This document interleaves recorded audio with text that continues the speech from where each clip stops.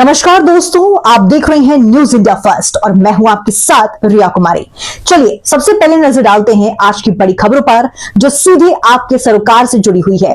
तो बिना किसी देरी के शुरुआत करते हैं आज की मुख्य खबर से। हापुड़ में जमाअत ए इस्लामी हिंद ने आदर्श पड़ोसी आदर्श समाज के नारे के साथ 21 से 30 नवंबर तक 10 दिवसीय देशव्यापी मुहिम की शुरुआत की।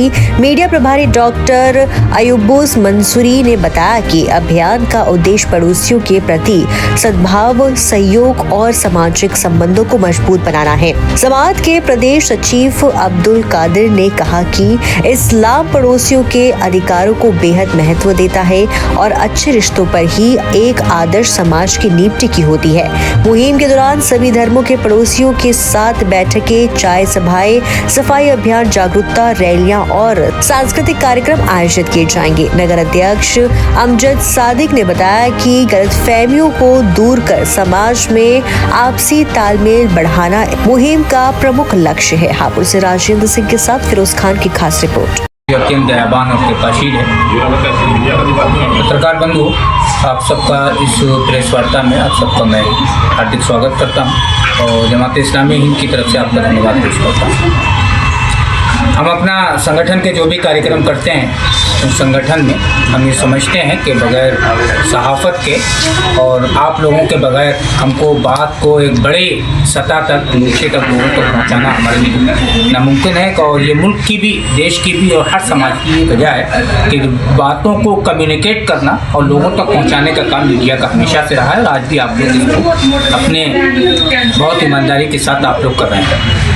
आज ये प्रेस वार्ता जिस संबंध में रखी गई है वो आपने बताया डॉक्टर साहब ने कि ये पत्रकार वार्ता जो है हमने इसलिए इस वजह से रखी है कि अभी जमात इस्लामी हिंद ने देशव्यापी एक अभियान पड़ोसियों के अधिकार इस नारे के साथ के आदर्श पड़ोस और आदर्श समाज के नाम से हमने इसका आगाज़ किया है। इस अभियान को चलाने की आवश्यकता क्यों पड़ती है? वो इसलिए पड़ती है कि आप अगर देखेंगे तो बड़े बड़े शहरों में, ख़ास तौर से ये बहुत पहले से था लेकिन अब ये कल्चर नीचे कस्बात में और देहातों में भी जा रहा है। एक फ्लैट में रहते हैं और एक ही फ्लैट में रहने के बावजूद बराबर वाला जो फ्लैट है उसमें कौन रह रहा है, कहाँ का रह रहा है, वो किस पीड़ा में है, किस सुख में है, वो आज के समाज का जो सामाजिक संबंध था, एक दूसरों का इंसानी भाव था, वो इंसानी भाव कहीं ना कहीं ख़त्म होता जा रहा है। ये इनफरादियत का एक बहुत बड़ा कल्चर बहुत तेज़ी के साथ बढ़ रहा है। हर आदमी इंफरादी ज़िंदगी में है और ये अब घरों के अंदर दाखिल हो गया कि बेटा ऊपर रहता है, माँ नीचे है। इंफरादी थोड़ा मीन्स अकेलापन, आदमी अकेलेपन की जिंदगी और अकेलेपन का जीवन व्यतीत करने में अपने आप को आनंद महसूस करता है, प्रफुल्लित महसूस करता है। तो जिम्मेदार कौन है? मैं बता रहा हूँ, मैं इसकी तरफ आ रहा हूँ। वो सब महसूस करते हुए हमने ये महसूस किया कि एक समाज के अंदर, मानवता के अंदर इस तरह के भाव को दोबारा से जिंदा किया जाए और इस भाव को और फिर प्रचलित करके कि लोग एक दूसरे के सुख दुख में शामिल।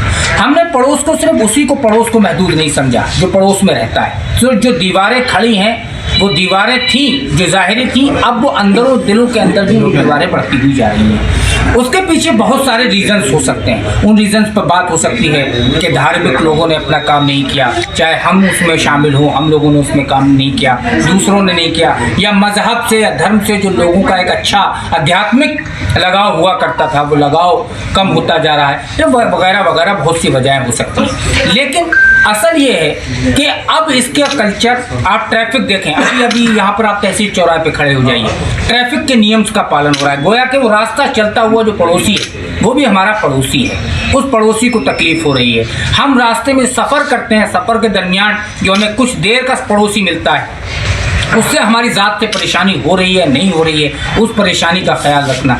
यही अब डिजिटलाइजेशन का दौर है।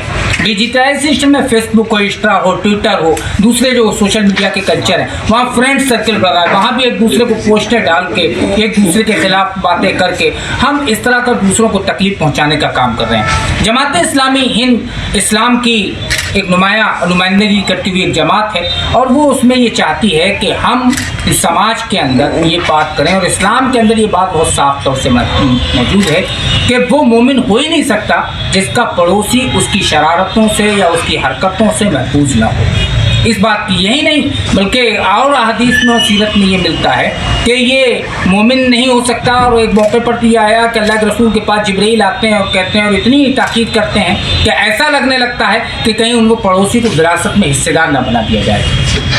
तो जहाँ पर इस्लाम की ये शिक्षाएं हैं, इन शिक्षाओं के तहत हम ये चाहते हैं कि समाज के अंदर वो तमाम चीज़ें बढ़ें कि अजनबियत को अपनाइयत से बदला जाए, अकेलेपन से लोग निकलें और बाहर निकल कर आएँ।